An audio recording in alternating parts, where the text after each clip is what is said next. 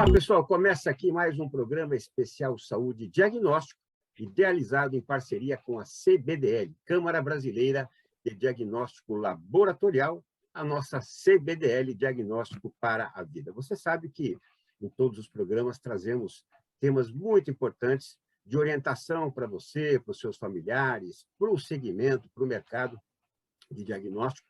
E hoje não é diferente. Um tema muito importante.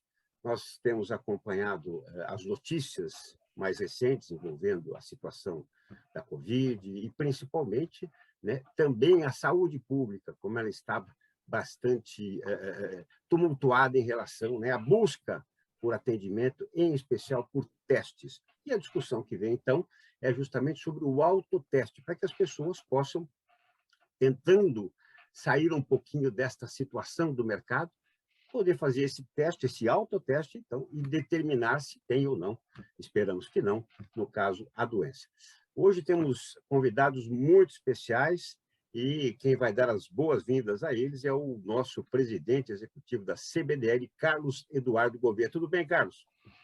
Tudo bem, Elias. Muito obrigado. É um prazer estar aqui com você, principalmente com tão brilhantes atores aqui do mercado de saúde. Hoje teremos aí a grande satisfação de compartilhar um pouco da experiência que cada um tem, seja do setor público, do setor privado, mercado laboratorial, academia, experiência no serviço público, como o Ministério da Saúde, na condução de políticas públicas voltadas aí para o nosso Brasil. Então, Elias, você está de volta com a palavra, agradeço aos nossos colegas aqui de bancada, e tenho certeza que todos nós vamos aprender bastante e desejar aí um futuro melhor para o Brasil através de uma construção conjunta. Elias? Perfeito. Vamos apresentar a nossa bancada, né, de uma grande referência na área da saúde. Mas antes, Carlos, eu vou trazer aqui as palavras do Marcelo Queiroga, doutor Marcelo Queiroga, ministro da Saúde, palavras recentes, abre aspas, no momento em que precisamos aumentar a capacidade de testagem, a iniciativa privada e cada um dos brasileiros que tem sintomas gripais podem se somar à iniciativa do governo federal, desde que a farmácia que vende oriente quem compra o autoteste para que o exame seja feito de maneira correta e os casos positivos sejam repassados ao Ministério. Antes dos nossos convidados, Carlos, eu gostaria que você falasse um pouquinho, em nome da CBDL também, sobre essas palavras do ministro. Bom, eu acho que finalmente o Brasil entra numa discussão que poderia ter começado lá atrás. A CBDL trouxe o tema de forma oficial no workshop internacional em dezembro, alguns daqui participaram também, e ali já foi importante para nós mostrarmos o que está acontecendo ao redor do mundo, o autoteste como uma ferramenta complementar de saúde pública. Ele, na verdade, ele não substitui as outras opções de testes de diagnósticos, mas ele sim ajuda de uma forma muito importante no combate à pandemia. E é um pouco isso que a gente vai estar discutindo. Então, acho que ele é importante de ser analisado como essa ferramenta complementar e que ela traz um olhar de autocuidado para o cidadão, ou seja, ele se empodera para ajudar o sistema suplementar e o próprio poder público numa luta que não pode ser inglória, pelo contrário, a gente tem que, de fato, unir esforços. Então, é um pouco isso que eu vejo. Perfeito. Então, como o Carlos já fez as boas-vindas, né, eu quero apresentar, então, a nossa bancada hoje, né, de grande qualidade científica. Primeiro, a doutora Eliane Lustosa Cabral, presidente do Conselho de Administração da Labtest Diagnóstica S.A. e presidente do Laboratório Médico Lustosa, e também diretora científica da CBDL. Doutora Eliane, muito obrigado por participar conosco. Primeiro, né, um oi rápido para que depois eu possa, depois de apresentar também os nossos outros convidados, a gente possa ouvir um pouquinho. Tudo bem contigo? Tudo bem, prazer estar aqui. Muito obrigada pelo convite. É nossa. Também conosco Ana Flávia Pires, bióloga, mestre em ciências bioquímicas, com vasta experiência em saúde pública na implementação da testagem rápida para HIV, sífilis e hepatites. Atualmente é executiva de novos negócios da empresa Jansure Biosafe. Muito obrigado, Ana Flávia, por aceitar nosso convite e principalmente por engrandecer aqui a nossa discussão. Eu que agradeço o convite, parabéns pelo programa, sempre muito importante a gente falar sobre a importância do diagnóstico, principalmente nesse momento da pandemia. Certamente, muito obrigado. E conosco também, doutor Amilcar Tanuri, comendador da Ordem Nacional do Mérito Científico e membro titular da Academia Brasileira de Ciências, e também professor titular e chefe do Laboratório de Virologia Molecular do Instituto de Biologia da Universidade Federal do Rio de Janeiro. E desde 2000, o doutor Amilcar Tanuri é também consultor da OMS, Organização Mundial da Saúde. Muito obrigado, doutor Amilcar. É uma honra tê-lo aqui conosco nessa bancada de discussão. Não, vai ser uma noite muito importante aí para nós discutirmos esse teste tão importante para o controle da pandemia, que também a metodologia de self-testing. Perfeito, com certeza. Bom, doutora Eliane Lustosa Cabral, então eu gostaria que também você pudesse fazer, né, uma introdução sobre esse tema dos autotestes, né? E olha, acredito que a gente vai sair na frente aqui, pelo menos, né, para mostrar como poderia ser, né, a utilização deste autoteste.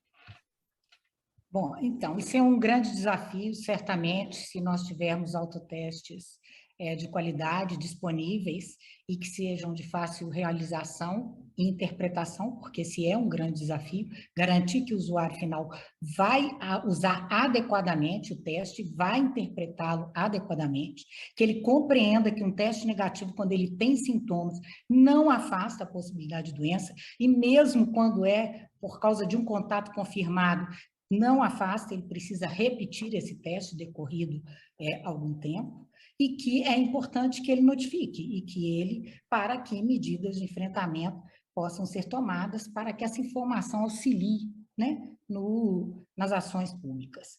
Mas, então, é muito importante que o teste seja fácil de ser realizado. Então, hoje a gente, basicamente, o autoteste que é feito fora, é feito na maioria das vezes, no material do nariz nasal, não é lá da nasofaringe, porque a colheita ela tem que ser simples. Em geral, o indivíduo vai usar um cotonete que vem, e ele vai usar esse cotonete que ele vem fechadinho, e ele vai pegar, abrir o cotonete, passar numa narina, passar na outra narina, e aí depois ele vai colocar num frasquinho que tem um tampão. E aí ele precisa homogeneizar bem. Aí cada teste vai ter sua orientação, e aí ele pode depois pingar isso num cassete, onde o teste vai acontecer. Eu não vou ter, seria um teste num cassete como esse, ele vai pingar, ok? Isso é uma coisa crítica, porque ele tem que pingar a quantidade, então é crítico a coleta, é crítico como ele homogeneiza para deixar aqui o material colhido, e crítico que ele pingue. E aí vão ter teste de 10 minutos, de 15 minutos, e vai ter que estar muito bem explicado como ele vai ler. Vai ter um C de controle, vai ter um T de teste, o controle tem que aparecer a faixinha, geralmente vermelha, e, se for positivo, também vai aparecer uma faixinha no teste. Outros testes vão ter, ao invés dele pingar no cassete, ele vai colocar a tira aqui dentro e vai esperar o tempo. E tem também um teste que a gente está propondo trazer, deixa eu conseguir abri-lo aqui, no qual o indivíduo, então o teste está aqui, ele abre, ele colhe o material, e uma vez colhido, ele volta com ele para cá. E espera 15 minutos, e ele vai poder ler o resultado aqui. Então, e neste caso, ele não tem a questão de fazer homogeneização adequada, o crítico é a coleta nasal, ele colocar adequadamente aqui, e ele esperar o resultado. Então, existem possibilidades de você propor testes que sejam de mais simples realização, porque, como eu disse, é crítico. Porque, veja bem, o país evoluiu imensamente em termos regulatórios, né, em termos de qualidade no laboratório, né, de maneira a garantir a segurança do paciente. Então, o autoteste ele pode ser um instrumento super importante, mas é preciso que a gente tenha todos esses aspectos contemplados, para que esse resultado ele seja positivo, né, que ele produza um ou outro resultado adequado, tanto para o enfrentamento quanto para a prevenção da doença. E antes da participação inicial da Ana Flávia, doutora Eliane, esses testes, eles podem detectar tanto no caso da Covid, quanto também da influenza? Poderia ter, mas eu não sei se não começa a complicar muito você ter combos, em que você poderia detectar Covid e influenza. Eu acho que, como hoje a pandemia ela é, né, Covid, eu acho que a gente deveria ter foco para ficar mais simples e a gente reduzir a possibilidade de problemas no procedimento e na interpretação. Porque eu acho que isso é o ponto crítico. Então, o ponto crítico é fazer o teste adequadamente, interpretar adequadamente, entender que um teste negativo não significa que o indivíduo está livre da doença. Vou para um encontro familiar, estou com coriza, faço o teste, deu negativo, eu vou. Mas se eu repetir, talvez em 36 horas, esse teste poderá estar positivo. Então, se você tem sintomas, você deve já procurar se isolar, não confraternizar, né? E também a questão da notificação, porque hoje o grande problema, eu entendo, para a Anvisa, é a lei, né, de 2015, em que doenças de notificação compulsória você não poderia realizar o autoteste. Né? Então, isso, e realmente, assim, quanto mais informação se tem, mais preparado, né, o poder público estará para o enfrentamento da doença. Perfeito. Carlos Gouveia, antes da participação inicial da Ana Flávia Pires, você gostaria de fazer alguma observação? Eu acho que é importante, a doutora Eliane trouxe aqui vários pontos críticos para o sucesso dessa nova empreitada. Sem sombra de dúvida, a educação é o ponto principal. Então, a gente hoje já conta com uma população que avançou muito em termos de saber lidar com novas tecnologias. O brasileiro, por natureza, é curioso, tanto que hoje a população, na verdade, ela é em número absoluto menor do que o número de celulares, e os celulares disponíveis com seus aplicativos, smartphones, etc., eles trazem muitas novidades, e as pessoas têm uma facilidade natural em lidar com isso. E aí sai não só de um Instagram, com esse TikTok, Reels, etc., e passa por dispositivos bancários, onde você pode fazer transações internacionais a partir de um celular, por exemplo, e passa até mesmo pela declaração de imposto de renda. Então, eu acho que a educação ela é fundamental, mas o teste, para ser aprovado e levado ao mercado, se a gente seguir o exemplo da próprio autoteste HIV, ele vai passar, obviamente, por uma necessidade que a indústria prove que o seu uso é amigável, é fácil o uso. Acho que o Amilcar tem contribuição aqui também a dar. Só um minutinho, Amilcar. Em relação a isso, a empresa também está propondo um app, em que você pode fotografar o resultado e você pode conferir se o teste está ok, o resultado dele, e também automaticamente fazer a notificação da realização, né? O indivíduo tem que pôr o CPF, o nome, e da realização e o resultado que foi obtido. Isso é importante, a comunicação. É só um detalhe técnico sobre o teste de antígeno, que nosso grupo está publicando na UFRJ, é que você ter um teste de antígeno para COVID mostra que você está infeccioso.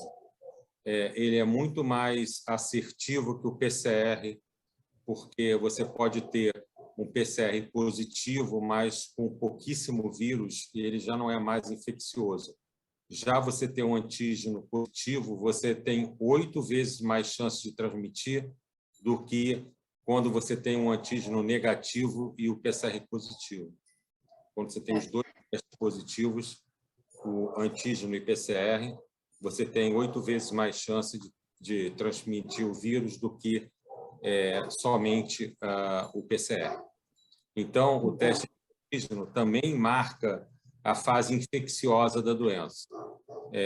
Enfim, eu acho que é um dado... Que é o que a gente está procurando, né? Isso é um dado muito importante, que muda o foco um pouco só da questão de vigilância, né? Ou de ação para o governo. Isso é um dado super importante, né? Para o controle da doença. né? Não só para vigilância epidemiológica. Então, assim, isso é um fato e acho que a gente deve realçar. Por isso a importância do teste. Outra coisa é o resultado na hora, né? Sim. Exatamente. Auto-isolamento, né? Fala por si só, né? Assim, tem um resultado na hora, que nem a Eliane falou, você pode ter um aplicativo que transmite o resultado, você pode ter um profissional de saúde no outro lado da linha de um aplicativo para te dar um feedback. Então, por exemplo, nos Estados Unidos, um dos testes que é vendido, você entra no aplicativo e interage com uma pessoa. E você pode ter orientações. Então, você tem 1000 assim, saídas para dar um impacto do resultado do teste, um impacto positivo na pandemia ou em qualquer doença, né, infecciosa. Ana Flávia Pires, gostaríamos de ouvi-la também. Assim, tem alguns pontos que eu acho que a gente precisa falar, isso que o Amilcar falou com relação ao teste de antígeno. A gente ainda hoje vê algumas pessoas comparando, né, o teste rápido de antígeno com o PCR, e o PCR é o padrão ouro, enfim. Mas a gente precisa ter um olhar para um teste que traz um resultado na hora, e que dá acesso à população, né? E que sim tem uma sensibilidade suficiente para dizer se aquela pessoa está naquele momento transmitindo o vírus. É disso que a gente está falando. E a gente precisa lembrar que todo teste tem janela e que o teste ele é um apoio ao diagnóstico. A gente não pode cobrar de um teste mais do que você cobra até de um teste que está dentro de um laboratório, né? O teste é um apoio ao diagnóstico, é isso que a Eliane falou. Se a pessoa está com sintoma e ela fez um teste, esse teste deu negativo, ela precisa entender o que está acontecendo ali. E isso é para qualquer teste. Se você fizer um teste de PCR e ele der negativo e você teve contato ontem, ele pode dar um falso negativo. Então, como a gente está numa pandemia, eu costumo dizer que a gente vai estar sempre em janela. Quem não se encontrou com alguém ontem? Não tem como mais. A gente já vive, nós vamos viver em eterna janela. Então, o que a gente precisa, que eu vejo do Ministério da Saúde, né, quando a Anvisa cobra de políticas públicas para se utilizar um autoteste, o que eu acho que a gente precisa é que as pessoas precisam entender quando elas devem se testar. Porque eu estou convencida, e o uso do autoteste de HIV no Brasil, ele já mostrou isso, assim, as pessoas têm capacidade de realizar um autoteste. Vamos lembrar que uma pessoa compra um antibiótico em pó na farmácia e ela tem que colocar 5 ml de água e diluir aquele antibiótico, né? Ninguém pergunta para a pessoa se aquela pessoa sabe o que são 5 ml de água ou não. Vamos lembrar que os idosos, eles aplicam insulina em casa com aquela caneta automática em que tem que medir lá 0,75. Então, assim, às vezes a gente entra numa coisa de uma discussão né, que as pessoas não seriam capazes, mas, na verdade, a gente tem um teste ali, inclusive, né, como esse que a Eliana mostrou, cada vez mais amigável, que as pessoas conseguem, sim, utilizar.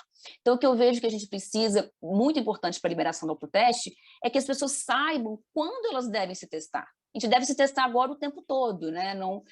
Vivemos numa pandemia e agora, com o pico de infecção que estamos tendo, então, é super importante. E um outro ponto importante que eu vejo que a gente precisa discutir um pouco mais é quando a gente fala da questão da vigilância.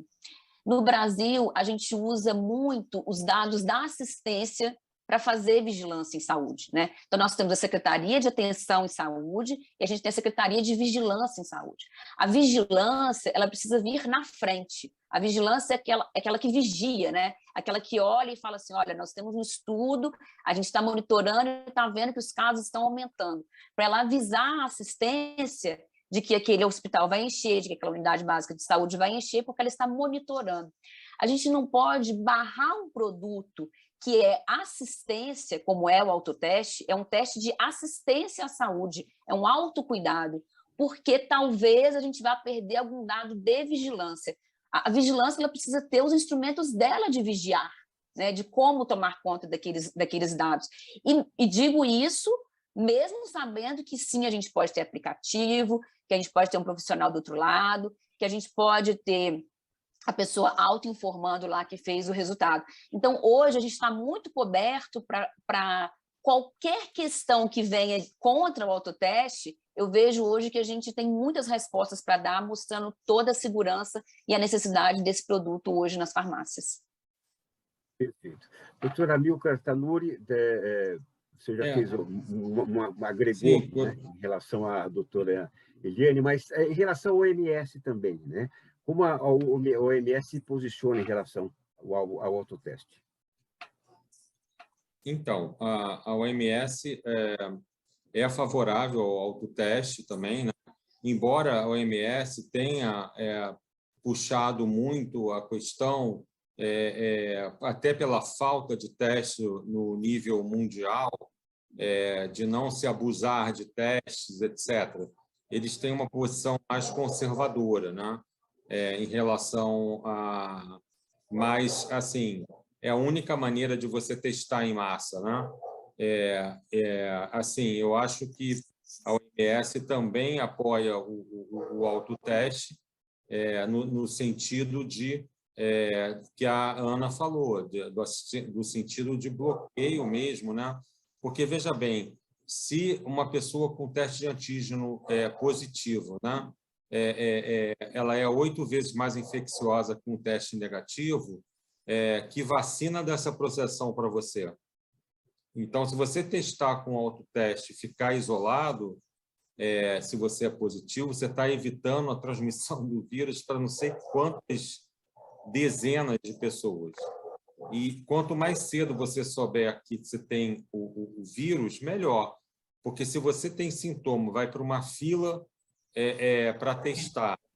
Quem tem visto hoje, inclusive em locais de baixa ventilação, etc. Você vai passar o vírus para muito mais pessoas. Enfim, por isso o autoteste, não estou nem falando outras questões, por exemplo, de pessoas que têm que ir para lugares mais fechados, por exemplo, quem trabalha em escolas, as crianças, pessoas que trabalham em frigoríficos, pessoas que trabalham em transporte público. Então, o autoteste é importante, mesmo porque uma coisa muito simples. Nós compramos 40 milhões de testes agora, né? O ministro falou. Mas quem que vai fazer esses testes na rede pública? Até você poder usar esses testes é uma coisa difícil, porque se você preconiza usar esses testes só na mão de quem é do serviço público, primeiro, nós estamos tendo restrições, inclusive de pessoas infectadas no serviço público. Então, nossa mão de obra, nessa última onda aí de Ômicron, vem caindo. Aqui no Rio de Janeiro, mais de 20% da nossa força no setor público de saúde já está afastada. Então, é um peso muito grande. Você vai colocar 40 milhões de testes numa estrutura que não vai assim, conseguir consumir esse teste numa velocidade. Se você põe no autoteste, esse teste se difunde, né? E você tem um impacto muito maior. Nesse aspecto, Amilcar, desculpa, Não, porque por hoje favor, nós estamos passando por um momento em que se diz da falta de insumos. O autoteste não vai resolver isso, mas ele certamente vai resolver as filas em farmácias, as filas em laboratório, as filas em postos de atendimento. Isso aí, sem dúvida, né? E vale a indicação do que nós vimos essas semanas. O que o Amilcar falou é verdade. Época de chuva, chuvas intensas, filas grandes fora de farmácia, postos de saúde e até hospitais. As pessoas, no meio da chuva, não vão ficar. Então, ou vão embora e não vão se testar, ou vão exatamente entrar num ambiente fechado, aglomeração. Quem vai ser testado, muito possivelmente, vai estar ali perto de todo mundo, abaixando a máscara, para colher a amostra. Ou seja, o risco é grande. Então, o autoteste, novamente, ele complementa uma atividade em busca da informação. E isso é fundamental. A OMS, a OMS exatamente está apoiando essas iniciativas, tanto que nós fazemos parte aqui do grupo do ACTA Diagnóstico, que é de aceleração do acesso ao diagnóstico. É um grupo global com vários atores da área de saúde que estão, exatamente, por solicitação da OMS, buscando desenvolver produtos de autoteste que possam vir ao mercado. No caso, para encomendas de mais de 1 bilhão de testes para distribuição nos países pobres em desenvolvimento, exatamente para combater esses bolsões de Covid que não estão sendo eliminados em função de uma vacinação ainda deficiente. Então, você precisa continuar monitorando. E o diagnóstico tem o seu papel nessa distribuição. Outro exemplo é o da Itália. A Itália, quando começou essa nova onda do Ômicron, começou a ter superlotação nos postos de saúde. O governo mandou todo mundo para casa e começou a distribuir gratuitamente autoteste para que as pessoas pudessem, sim, se monitorar e, como a Amilcar falou, de forma antecipada, buscar uma informação, parar de circular, avisar os seus contatos para que se testem também e, obviamente, ficar atento para ver se precisa ou não de atenção médica e aí, no caso de precisar, ir a um posto de saúde. Isso que a Amilcar colocou também é muito importante com relação às baixas que a gente está tendo no serviço de saúde, né? Então, quando a gente começa a falar da importância de se testar, de diagnosticar, porque o diagnóstico ele quebra uma barreira de transmissão, a gente está falando que um profissional de saúde, se ele se contaminar, ele não vai estar mais à frente ali. Então, são cirurgias que estão deixando de acontecer, são pessoas que estão deixando de ser atendidas, porque tem um profissional doente, né? 20%, 30% dessas pessoas doentes hoje em dia. Então, esse é um número muito alto, e é por isso que o diagnóstico ele é tão importante. E eu vejo que a gente precisa aproveitar esse momento em que o brasileiro também entender um pouco a importância do diagnóstico, porque é muito diferente dos Estados Unidos. Nos Estados Unidos, os testes de influenza, eles já são muito mais utilizados do que aqui há muito tempo. Aqui a gente não tinha esse perfil de ir ao médico, o médico fala, é uma virose, e você ficava satisfeito com aquilo e ia embora para casa. Nos Estados Unidos, não. Nos Estados Unidos, eles já faziam o teste para saber qual era, se era influenza A, influenza B, o que era exatamente. E a gente precisa aproveitar esse momento dessa mudança do Brasil, em que as pessoas estão observando a importância de se testar para permanecer em casa e não passar o vírus para outras pessoas. Eu conheço uma pessoa que hoje ficou por 1 hora na fila do posto de saúde para fazer um teste. Então, assim, eu parabenizei a pessoa, falei, pô, legal, você realmente viu que é importante você diagnosticar, porque se você tiver positivo, você precisa ficar em casa. Então, eu acho que até essa mudança de comportamento do brasileiro, a gente precisa estar atento a isso para efetivamente colocar os autotestes nas farmácias e fazer uma política pública que realmente mude o rumo dessa pandemia. Doutora Eliane, talvez aqui também um pouco da empatia, né? Você demonstrou com facilidade, né, o manuseio desse possível teste, né? Mas a empatia talvez da própria farmácia, né? Muitas vezes uma pessoa de mais idade que não sabe manusear, podemos contar também com essa ajuda mútua, né? Você está me perguntando, Elias? Isso, exatamente, uma colocação sua em Bom, eu relação a isso. não trabalho na área da farmácia, né? Perfeito, Então, eu não claro. sei como isso seria. Mas como ser humano, né? Doação de Os ser humano. autotestes demandam que as empresas que os fornecem tenham um canal de atendimento permanente ao cliente que está usando o autoteste. Está certo? Doutora Amilcar, a área da saúde também aí, né, na sua região, também ela está bastante sufocada em relação a esse sistema. Como é que está no seu olhar local? Para você ter uma ideia, a UFRJ tem um centro de testagem. No final de dezembro, nós estávamos testando basicamente 20 a 40 pessoas por dia.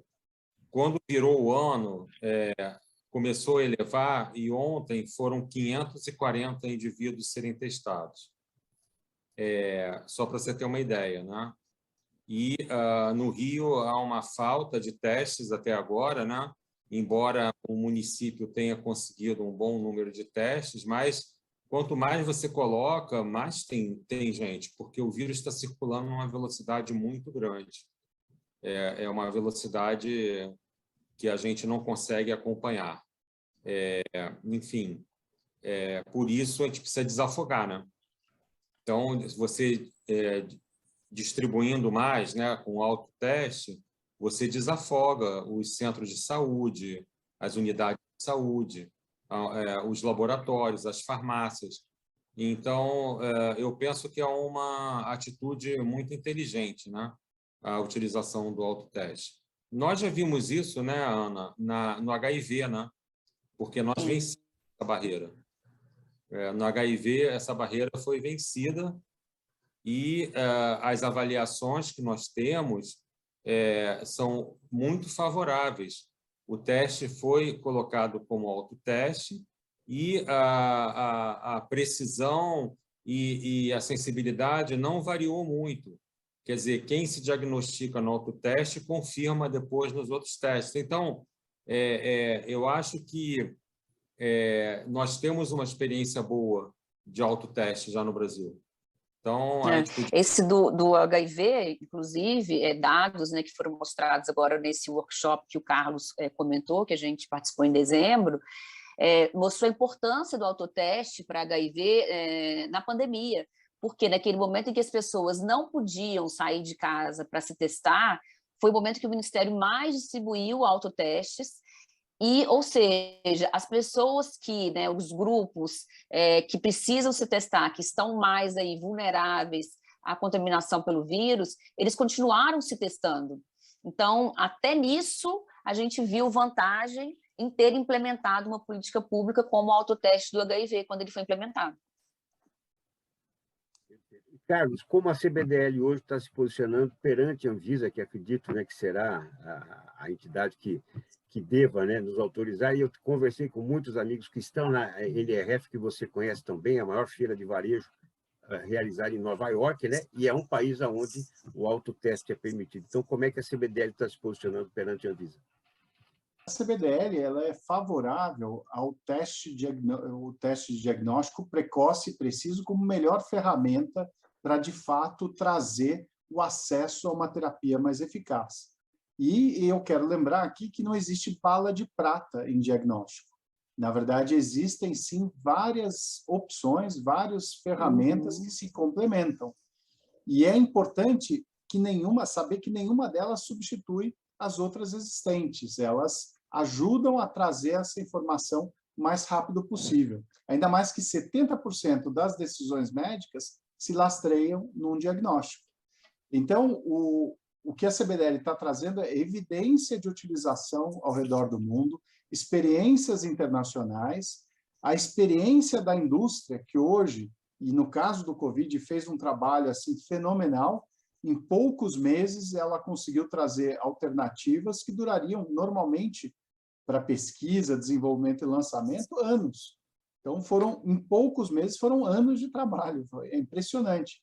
E no caso do teste de antígeno, o teste rápido, como a Amilcar indicou, ele veio para o mercado e já se aperfeiçoou bastante a ponto de ter uma boa correlação com o método de PCR, que é considerado o padrão ouro, mas o fato é que ele consegue, em poucos minutos, dar um resultado que economiza muito tempo e muito recurso para a saúde pública. Ele, de novo, ele não substitui o PCR, mas ele dá uma grande vantagem.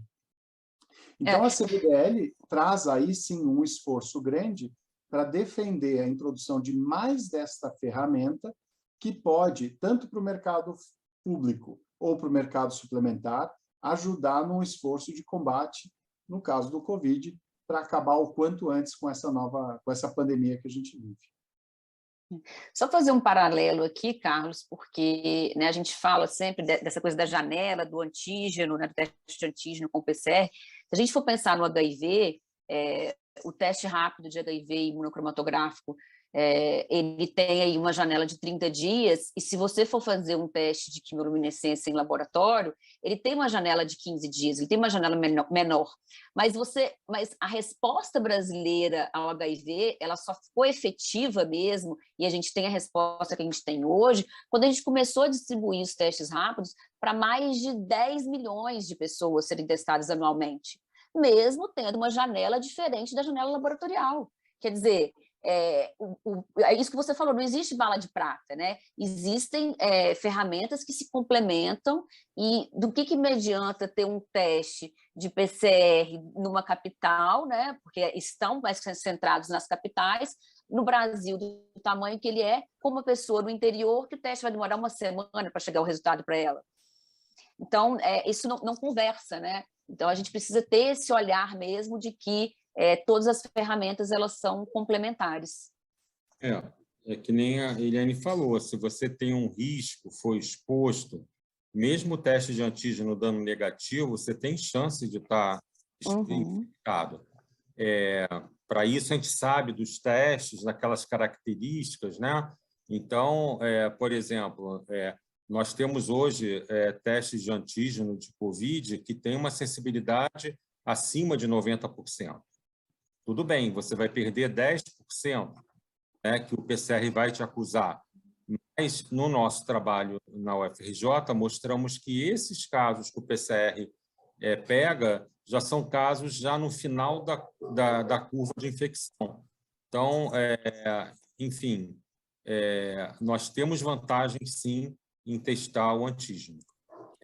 Mas ele não é a bala de prata, que nem o Carlos falou. Porém, é uma boa ferramenta. A gente não pode desprezar o teste de antígeno. Porque logo que ele saiu, o pessoal meio desdenhou, né, Carlos? Foi assim, meio... aí começou assim, não, mas tem que ser PCR, eu não sei. Aí começou a discussão toda, né? E, enfim. No nosso grupo lá da UFRJ, desde junho de 2020, nós ficamos assim muito animados com o teste de antígeno, porque ajudava a gente na clínica, ajudava lá no diagnóstico. Então, todo mundo gostou do teste, embora alguns casos tenham que ser resolvidos por PCR. A maioria, ele te dá uma boa orientação, o teste de antígeno. A grande vantagem de você ter essa precocidade no resultado é você poder, de fato, tratar rapidamente. O caso do HIV já é clássico, você tendo a primeira informação, você já busca o tratamento, o antirretroviral e etc. Caso da sífilis, e a gente não está falando hoje de sífilis, mas valeria um outro programa. A gente está vivendo uma epidemia de sífilis descontrolada, ninguém fala disso. E com um simples teste rápido, você consegue descobrir um caso e tratar. No caso de mulheres grávidas, você evita a sífilis congênita, que pode causar cegueira no bebê. Então, você está falando de uma vida inteira que uma pessoa vai carregar um problema que poderia ter sido evitado com um teste de poucos reais. É um negócio assim impressionante. Então, tem muito poder essa informação precoce. E é isso que a gente quer trazer numa discussão. O Covid, infelizmente, tem sido uma tragédia para todas as famílias, tem pesado muito, mas ele tem um legado grande que ele pode deixar, que é a abertura para a discussão do valor e da importância do diagnóstico dentro da saúde pública. 2% só do custo da saúde pública é com diagnóstico, porém ela impacta de forma tão positiva em termos de redução de gastos com tratamentos desnecessários, com estadia em hospital desnecessária, que é fenomenal. Então, chegou a hora do diagnóstico. 2022 será o ano do diagnóstico. E a gente vai aproveitar para debater... Outro aspecto interessante do teste rápido e autoteste que nós temos utilizado lá na UFRJ no acompanhamento do isolamento de profissionais de saúde. E nós vimos também que, quando o teste de antígeno negativa, você pode ter uma noção melhor de liberação desses profissionais.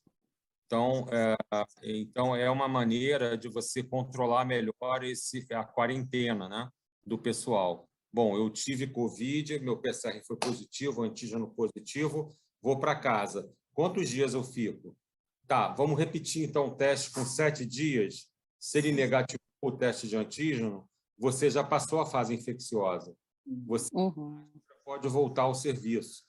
Porém, se você for esperar a negativação do PCR, você vai ficar mais 7 dias fora do serviço. São 14 dias. Isso é um impacto muito grande no tratamento. Você viu que na França, nessa última onda, eles estavam deixando o pessoal atender com Covid, né?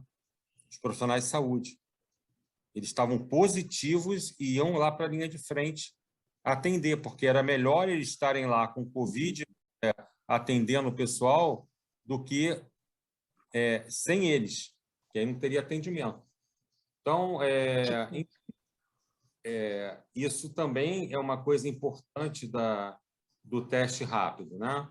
Então, isso pode ajudar a gente muito, né? Carlos, por favor, isso, por favor.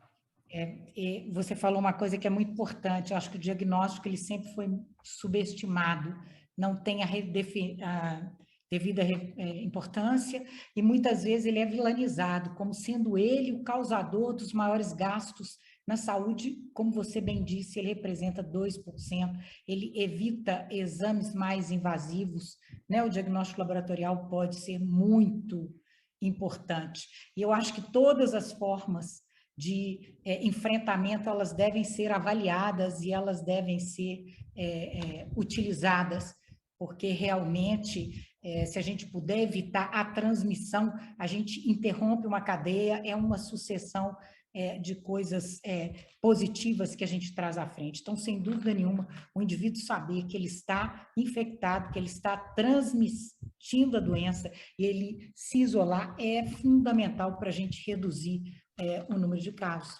Né? Aconteceu porque todo mundo aglomerou mesmo no final do ano, e essa cepa é mais transmissível, juntou as duas coisas, então agora a gente precisa rapidamente, né, tomar medidas para impedir esse aumento da transmissão e que novas cepas, né, não apareçam com características mais graves na doença, né?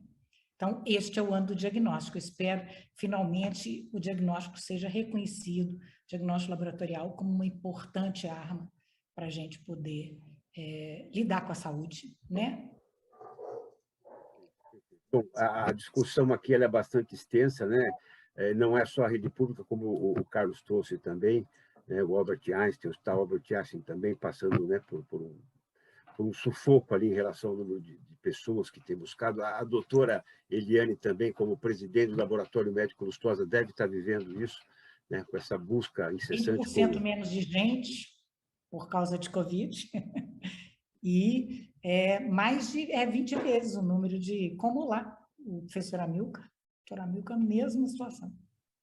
Então, seria importante que a doutora Eliane, Ana Flávia e a doutora Amilcar, e depois o Carlos Eduardo também pudessem, então, né, nessa despedida, vamos dizer assim, passar um pouco de uma mensagem, principalmente, né, algumas orientações, alguns alertas importantes para a população, como a doutora Eliane trouxe, né, estamos pagando talvez um preço de uma aglomeração em hora errada. Então, gostaria que, começando pela Ana Flávia, pudesse passar, então, algumas orientações aí para quem nos acompanha. A gente está em 2022, né, segundo mais um ano de pandemia. A gente viveu, né, como o Carlos colocou, né, meu quadro aqui atrás mostrando o que a gente viveu aí, né, nesse ano, né, nesse finalzinho de 2021 para 2022. Eu vejo que, assim, a gente está vivendo um pico ainda nos grandes centros, posso até estar enganada, mas pelo que eu tenho acompanhado, né, e esse é o movimento, né, do vírus, ele vai interiorizando, e a gente ainda dá tempo da gente conseguir frear e não ter um colapso da saúde nas próximas semanas, né? Porque é isso que a gente está vislumbrando, infelizmente. Nós, como profissionais de saúde, a gente acaba sendo visto como as pessoas que trazem as más notícias, né? Como a doutora Eliane colocou, do diagnóstico, né? Como se o diagnóstico fosse o culpado por isso. O profissional de saúde, nós pesquisadores, a gente como antevê muitas vezes alguma coisa, a gente acaba sendo visto como, vocês estão sendo, né, não está pensar positivo, mas não é isso, é porque o movimento que acontece do vírus, ele é esse, né? Então, que quando, com esse avanço, né, da pandemia para o interior, agora da Ômicron, que a gente consiga ter realmente um poder de testagem maior para impedir que um colapso na saúde aconteça. Doutora Amilcar Tanuri, mais algum ponto que você gostaria de abordar? Não, acho que essa discussão toda só colocou luz na questão de testar, né?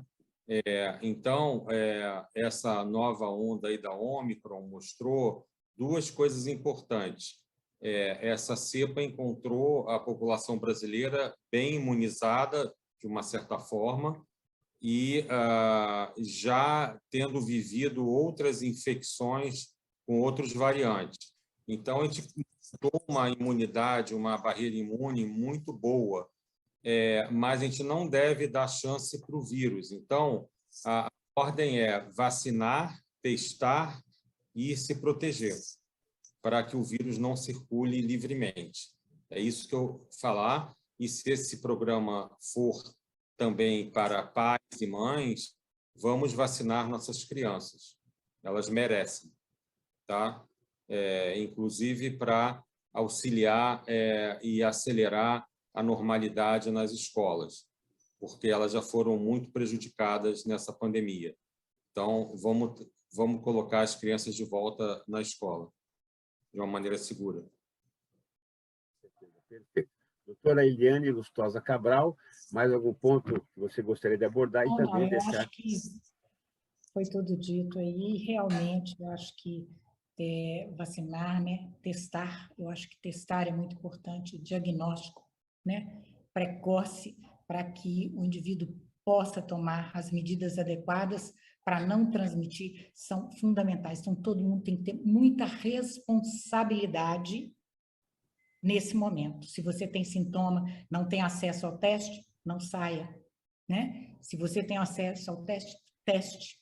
Mas cada um de nós tem um papel para reduzir, né, a transmissão, tentar, né, vamos dizer, mitigar essas questões aí dessa pandemia.